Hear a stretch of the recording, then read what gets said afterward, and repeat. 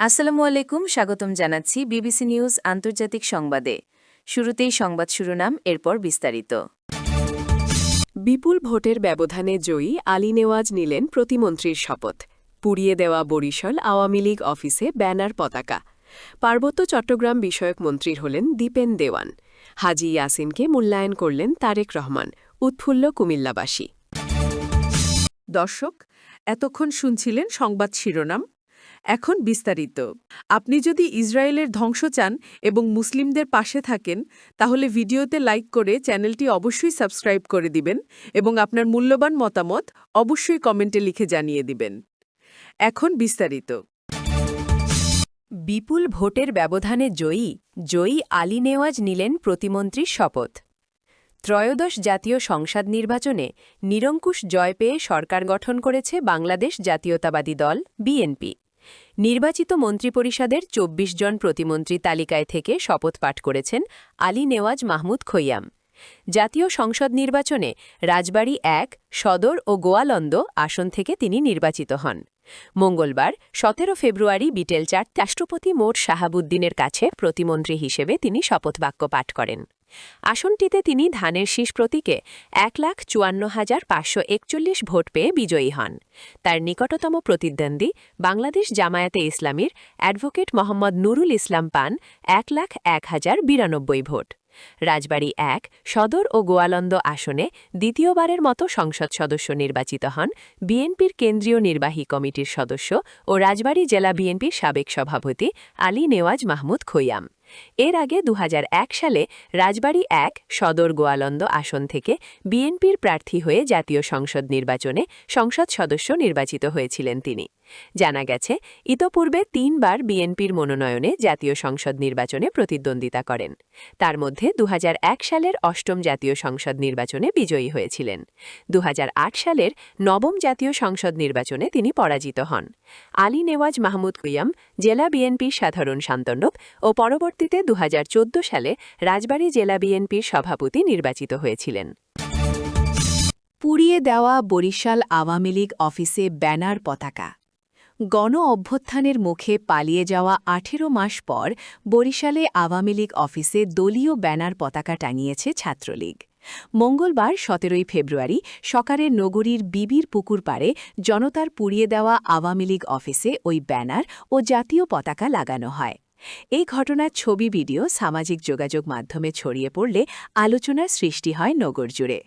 ভিডিওতে দেখা যায়, মঙ্গলবার সকালে বরিশাল জেলা ও মহানগর আওয়ামী লীগ কার্যালয়ে বিশাল আকারের একটি ব্যানার টাঙায় জেলা ছাত্রলীগের সাবেক সাংগঠনিক সম্পাদক রাজীব খানের অনুসারীরা। ওই ব্যানার পতাকা টাঙিয়ে ভিডিও করে সামাজিক যোগাযোগ মাধ্যমে ছড়িয়ে দেয় তারা। ব্যানারে লেখা, শেখ হাসিনা আসবে, বাংলাদেশ হাসবে। এ বিষয়ে জানতে চাইলে বরিশাল মহানগর বিএনপির সদস্য সচিব জিয়াউদ্দিন সিকদার বলেন, আজকে শপথ অনুষ্ঠান উপলক্ষে আমি ঢাকায় অবস্থান করছি। তবে শুনেছি পালিয়ে যাওয়া আওয়ামী লীগের সদস্যরা একটি ব্যানার টাঙিয়ে ২-৩ মিনিটের একটি ভিডিও বানিয়ে আবার তারাই খুলে নিয়ে গেছে। এভাবে ২-৩ মিনিটের ব্যানার টাঙিয়ে তো রাজনীতিতে ফেরা যায় না। আওয়ামী লীগ এদেশের রাজনীতিতে ফেরার চেষ্টা করলে জনগণ তার জবাব দেবে। বিষয়টি সম্পর্কে জানতে বরিশাল কোতোয়ালি মডেল থানার ওসি আল মামুন উল ইসলামকে একাধিকবার ফোন দেওয়া হলেও রিসিভ করেননি। পার্বত্য চট্টগ্রাম বিষয়ক মন্ত্রী হলেন দীপেন দেওয়ান।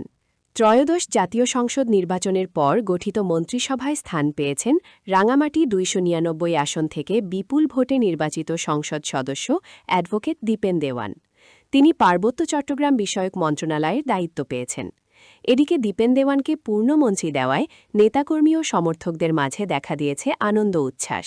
তারা দলের চেয়ারম্যান ও প্রধানমন্ত্রী তারেক রহমানের প্রতি সামাজিক যোগাযোগ মাধ্যমে কৃতজ্ঞতা জানাচ্ছেন, অভিনন্দিত করছেন দীপেন দেওয়ানকে।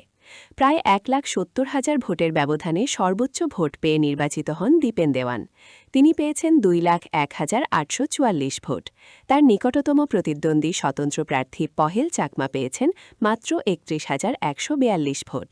সংশ্লিষ্ট সূত্রের তথ্যমতে ২০০৬ সালে বেগম খালেদা জিয়ার ডাকে জেলা যুগ্ম জজের চাকরি ছেড়ে দীপেন দেওয়ান যোগ দিয়েছিলেন বিএনপিতে। তখন চাঁদপুর জেলার যুগ্ম জজ ছিলেন তিনি। যোগদানের পর নির্বাচিত হন রাঙামাটি জেলা বিএনপির সভাপতি। বর্তমানে দলের জাতীয় নির্বাহী কমিটির সহধর্ম বিষয়ক সম্পাদক পদে আছেন। দলীয় সূত্র জানায়, প্রায় ২০ বছর ধরে রাঙামাটিতে দলটির কাণ্ডারি হয়ে আওয়ামী দুঃশাসনের বিরুদ্ধে মাঠে তৎপর ছিলেন দীপেন। আর তারই প্রতিদানে তাকে মন্ত্রিসভায় স্থান দিয়ে উপযুক্ত মূল্যায়ন করলেন তারেক রহমান। দীপেন দেওয়ানের বাবা সুবিমল দেওয়ান ছিলেন তৎকালীন জিয়াউর রহমানের উপদেষ্টা। দীপেন দেওয়ান বলেন, তারেক রহমান আমাকে যে দায়িত্ব দিয়েছেন এতে আমি গর্বিত। দল ও সরকারের ভাবমূর্তি অক্ষুণ্ণ রাখতে এবং প্রধানমন্ত্রীর হাতকে শক্তিশালী করতে আমি নিষ্ঠার সঙ্গে দায়িত্ব পালন করতে বদ্ধপরিকর। সবার সহযোগিতায় আমি পাহাড়ের শান্তি, সম্প্রীতি ও উন্নয়নে কাজ করতে চাই। এদিকে এবারই প্রথম পার্বত্য চট্টগ্রামের ৩টি আসনেই বিএনপির বিশাল জয় হয়েছে। ২০০১ সালের অষ্টম সংসদ নির্বাচনে দলটির রাঙামাটি থেকে মণিস্বপন দেওয়ান ও খাগড়াছড়ি থেকে আব্দুল ওয়াদুদ ভূঁইয়া নির্বাচিত হলেও বান্দরবানে দলীয় প্রার্থী পরাজিত হন। তৎকালীন সরকারে রাঙামাটির মণিস্বপন দেওয়ানকে দেওয়া হয় পার্বত্য চট্টগ্রাম বিষয়ক মন্ত্রণালয়ের দায়িত্বে উপমন্ত্রী, আর খাগড়াছড়ির আব্দুল ওয়াদুদকে দেওয়া হয়েছিল পার্বত্য চট্টগ্রাম উন্নয়ন বোর্ডের চেয়ারম্যান। তার আগে ১৯৯৭ সালের ২ ডিসেম্বর সম্পাদিত পার্বত্য শান্তি চুক্তির শর্তে ১৯৯৮ সালে গঠিত মন্ত্রণালয়টির পূর্ণমন্ত্রীর দায়িত্ব পেয়েছিলেন তৎকালীন আওয়ামী লীগের খাগড়াছড়ির এমপি কল্পরঞ্জন চাকমা ১৯৯৮ থেকে ২০০১। ২০০৭-২০০৮ সালে ড ফখরুদ্দিন আহমেদের নেতৃত্বাধীন তত্ত্বাবধায়ক সরকারের সময়ে পার্বত্য চট্টগ্রাম বিষয়ক এবং পরিবেশ ও বন মন্ত্রণালয়ের দায়িত্ব পালন করেন প্রধান উপদেষ্টার বিশেষ সহায়ক চাকমা সার্কেল চিফ ব্যারিস্টার রাজা দেবাশিস রায়। ২০০৮-২০১৪ সালে মন্ত্রণালয়টির দায়িত্বে প্রতিমন্ত্রী নিয়োগ পান দীপঙ্কর তালুকদার।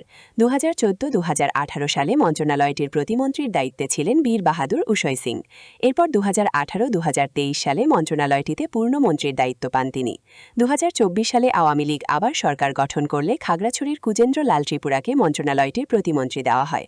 ২০২৪ সালের ৫ আগস্ট আওয়ামী লীগ সরকারের পতন ঘটলে ৮ আগস্ট ড মোহাম্মদ ইউনূসের নেতৃত্বে গঠিত অন্তর্বর্তী সরকারে পার্বত্য মন্ত্রণালয়ের দায়িত্ব পান সাবেক রাষ্ট্রদূত সুপ্রদীপ চাকমা। হাজী ইয়াসিনকে মূল্যায়ন করলেন তারেক রহমান, উৎফুল্ল কুমিল্লাবাসী। কুমিল্লা বিএনপির দুর্দিনের কাণ্ডারি এবং ত্যাগী নেতা, বিএনপি চেয়ারপারসনের উপদেষ্টা হাজী আমিনুর রাশিদ ইয়াসিনকে মূল্যায়ন করলেন প্রধানমন্ত্রী তারেক রহমান। মঙ্গলবার টেকনোক্র্যাট কোটায় মন্ত্রী হিসেবে শপথ নিয়েছেন তিনি। বিএনপির এই ত্যাগী নেতাকে দল মূল্যায়ন করায় কুমিল্লার সর্বস্তরের মানুষ বিষয়টি নিয়ে ইতিবাচক প্রশংসা করছেন। বিশেষ করে প্রধানমন্ত্রী তারেক রহমানকে ইনসাফের প্রতীক হিসেবে দেখছেন। কুমিল্লা ৬ আসনের বাসিন্দারা তারেক রহমানের প্রশংসা করছেন। জানা যায়, হাজী ইয়াসিন সদ্য অনুষ্ঠিত ত্রয়োদশ জাতীয় সংসদ নির্বাচনে দলীয় মনোনয়ন না পাওয়ায় তার অনুসারীরা দীর্ঘ ১ মাসেরও বেশি সময় ধরে রাজপথে শান্তিপূর্ণ লাগাতার আন্দোলন করেন। শেষ পর্যন্ত তিনি স্বতন্ত্র প্রার্থী হিসেবে কুমিল্লা ৬ আসনে সদর, কুমিল্লা সদর দক্ষিণ ও কুমিল্লা সিটি কর্পোরেশনে নিজের মনোনয়ন জমা দেন। পরবর্তীকালে দলের চেয়ারম্যান তারেক রহমানের আহ্বানে তিনি মনোনয়ন প্রত্যাহার করেন এবং দলীয় প্রার্থী মনিরুল হক চৌধুরীকে বিজয়ী করতে সর্বাত্মক পদক্ষেপ গ্রহণ করেন।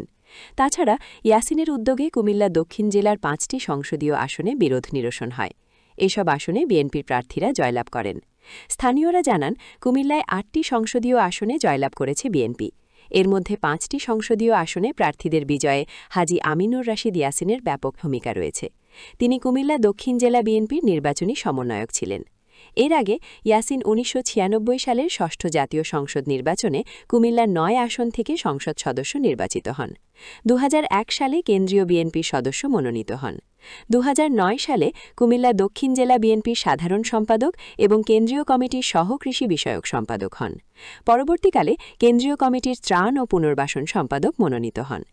২০২২ সালের ৩০ মে হাজী ইয়াসিনকে কুমিল্লা দক্ষিণ জেলা বিএনপির আহ্বায়ক করা হয়। সর্বশেষ ২০২৫ সালের ১২ মার্চ বাংলাদেশ জাতীয়তাবাদী দলের বিএনপি চেয়ারপারসনের উপদেষ্টা কাউন্সিলের সদস্য মনোনীত হন তিনি। কুমিল্লা মহানগর বিএনপির সাধারণ সম্পাদক ইউসুফ মোল্লা টিপু বলেন, হাজী ইয়াসিন কুমিল্লার বিএনপির দুর্দিনের কাণ্ডারি। দলের চরম দুঃসময়ে তিনি নেতাকর্মীদের আশ্রয় দিয়েছেন। নির্যাতিত নিপীড়িত নেতাকর্মীদের টাকা পয়সা দিয়ে তাদের পরিবারের পাশে থেকেছেন। ত্রয়োদশ জাতীয় সংসদ নির্বাচনে তিনি মনোনয়ন না পাওয়ায় আমরা হতাশ হয়েছিলাম। তাকে মন্ত্রিত্ব দেওয়ায় কুমিল্লার সর্বস্তরের মানুষ প্রধানমন্ত্রী তারেক রহমানের প্রশংসা করছেন। এ বিষয়ে হাজী আমিনুর রাশিদ ইয়াসিন বলেন, প্রধানমন্ত্রী তারেক রহমান আমাকে নন, গোটা কুমিল্লাকে মূল্যায়ন করেছেন। আমাকে যে মূল্যায়ন করা হয়েছে তার কৃতজ্ঞতা প্রকাশ করে শেষ করতে পারব না। আমি এখন সততা এবং নিষ্ঠার সঙ্গে আমার দায়িত্ব পালন করব। দলের স্বার্থ রক্ষা এবং জনগণের সেবায় আমার নিজের সর্বোচ্চ চেষ্টা অব্যাহত থাকবে।